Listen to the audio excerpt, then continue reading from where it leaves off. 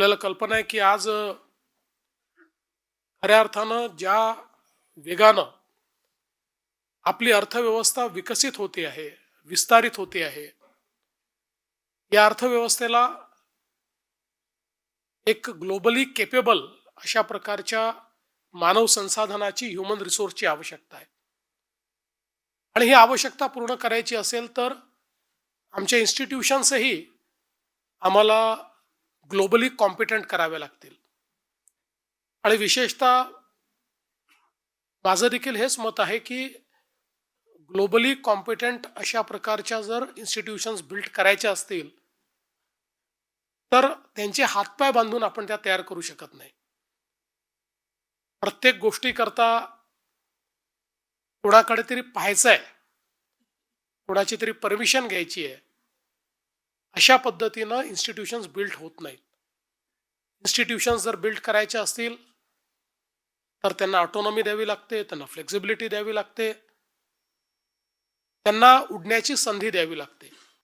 मी नेहमी असं म्हणतो की आपली जी सगळी सरकारी विद्यापीठ आहेत, त्या विद्यापीठांमध्ये 700-800 कॉलेजेस आहेत, ॲफिलिएटेड कॉलेजेस आहेत.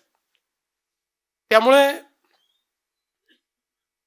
एकीकडे आपल्याला शिक्षणाचा विस्तार त्या माध्यमातून होताना दिसतो, पण जी गुणवत्ता आवश्यक आहे ती गुणवत्ता मात्र येताना दिसत नाही. कारण आपण सेटअप असे तयार केलेले आहेत की अनेक वेळा एखादा करिक्युलम हा आत्ताच्या जॉब मार्केटला काय हवं आहे किंवा आत्ताच्या इकॉनॉमीला काय हवं आहे याचा विचार करता करता ती बदलण्याकरता इतका वेळ जातो की तोपर्यंत तोही विषय ऑब्सोलीट झालेला असतो आणि काही नवीन तत्व ही त्या क्षेत्रामध्ये तयार झालेली असतात.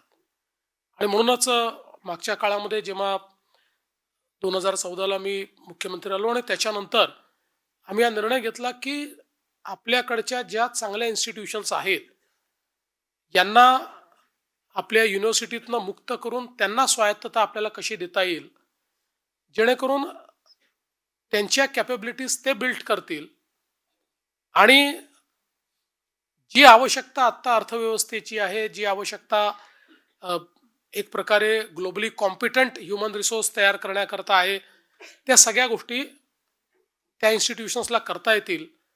आणि म्हणूनच LIT सारखी इन्स्टिट्यूट जी खरं म्हणजे अतिशय केपेबल इन्स्टिट्यूट होती, पण कुठेतरी मला असं वाटतं की जोखडामध्ये अडकलेली होती, तिला मोकळं करण्याचं काम हे आपण केलं.